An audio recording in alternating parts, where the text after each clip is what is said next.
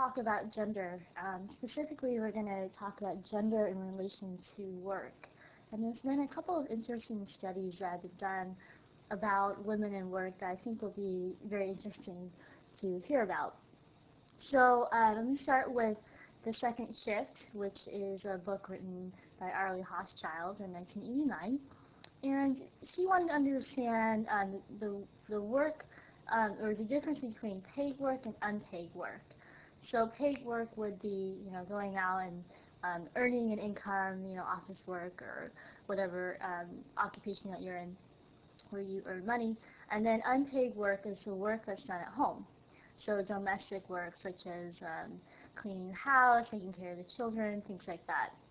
So her study is grounded in a major shift in work that happened in the 1950s. So since the 1950s, women have entered the workforce in a massive influx, and this has a lot to do with World War II and how women entered the workforce and then were forced back into the home. But once women had that chance, they definitely took the opportunity to go back, when the time was right. So when women became a major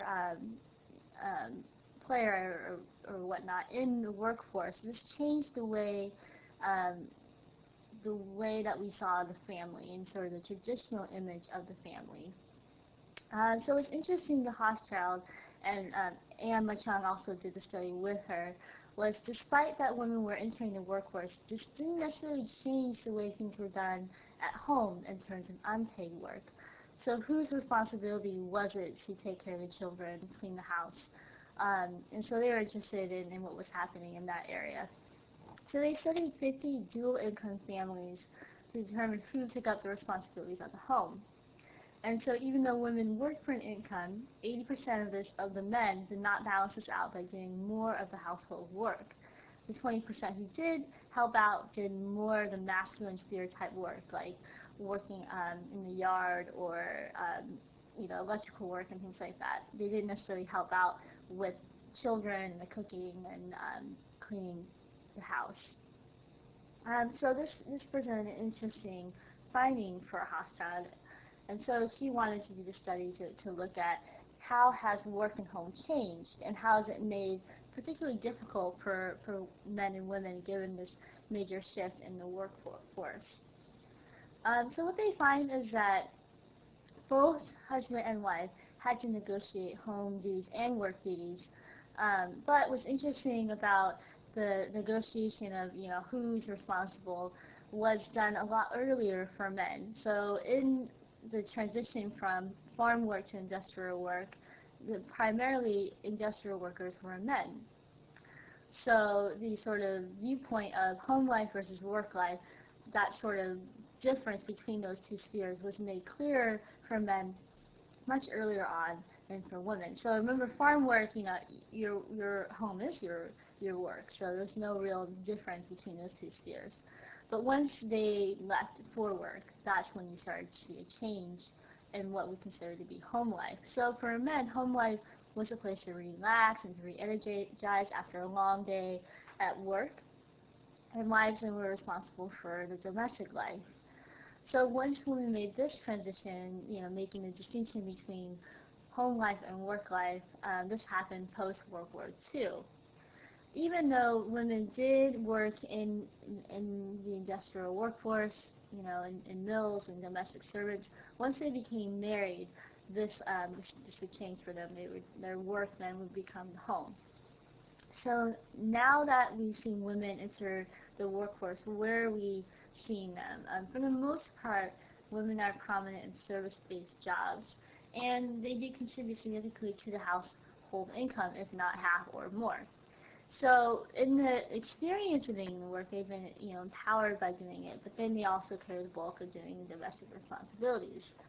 So although most women find the paid work enriching and satisfying, what's interesting, 87% find it enjoyable, is if money wasn't an issue, women would still go to work. 62% agree that they would do that. So it's not that paid work is somehow debilitating for women. They actually enjoy it. In fact, if they had the opportunity, they would work anyway.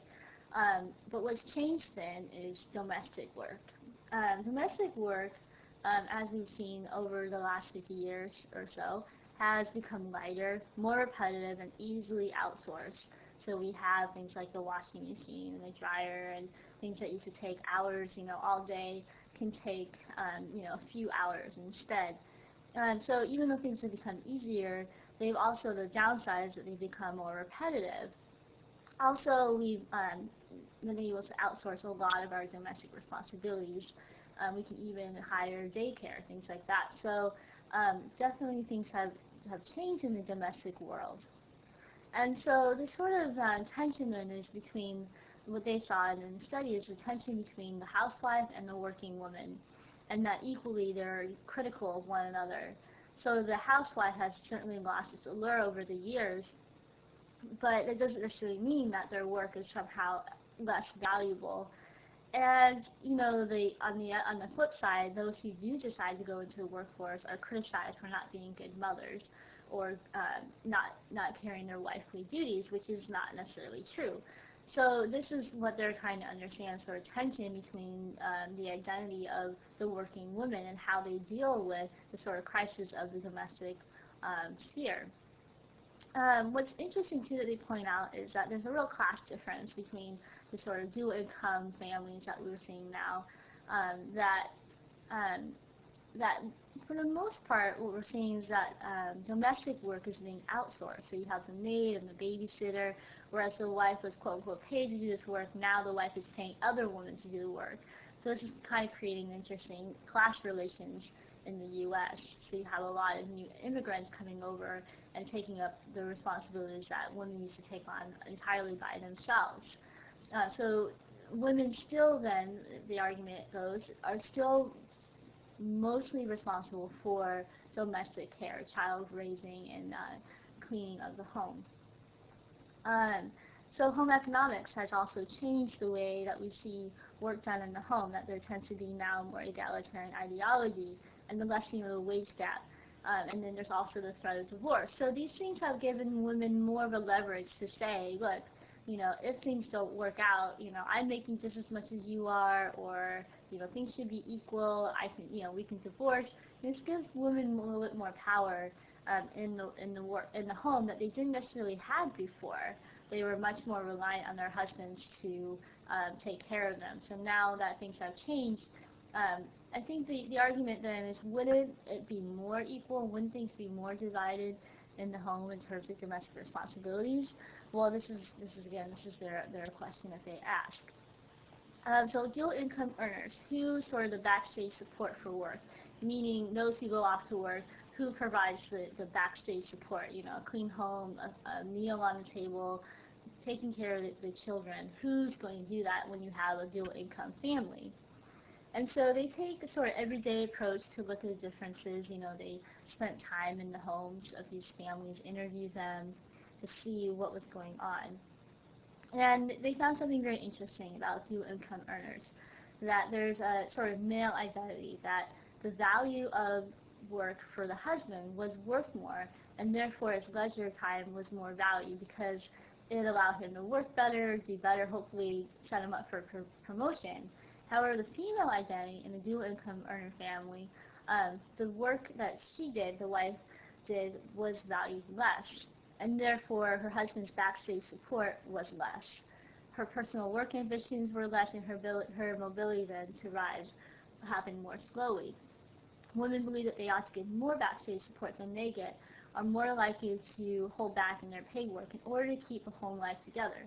So you see a real sort of inequality happening here between the male identity and the female identity. So what's interesting too is to look at, okay, well, how much are people being paid? What are they doing in terms of where they're at? Are they at the upper level, the lower level?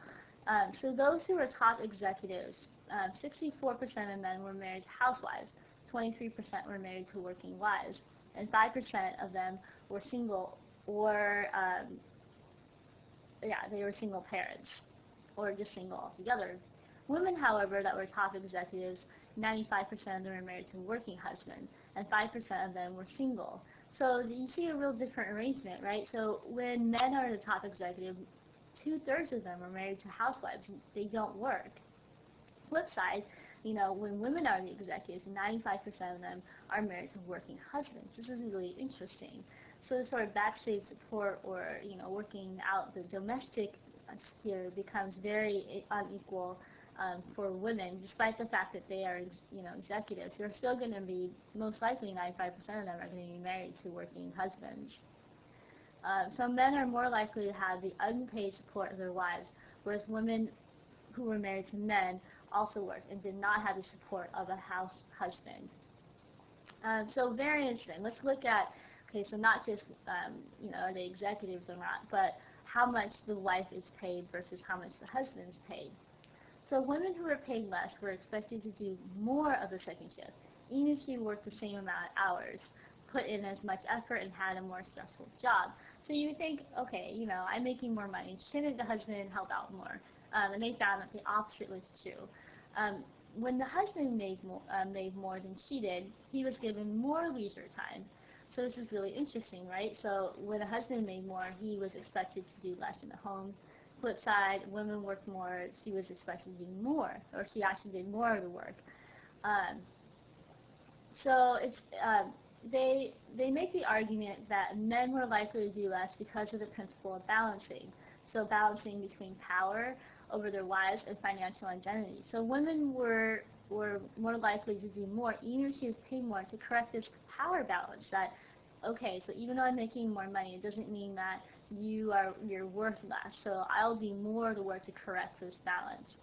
So couples then believed in and acted on a right degree of men's and women's power. There was a concern for the man's self-esteem more so than the woman's. So if she was being paid more, maybe we can compensate that because we don't want to negatively impact the husband's self-esteem. Husbands have contributed to the second shift at the same rate, regardless if their wives are working or not. So their basic finding was whether she was paid more or less or the same, husbands for the most part did the same amount of domestic, contributed to the domestic responsibilities.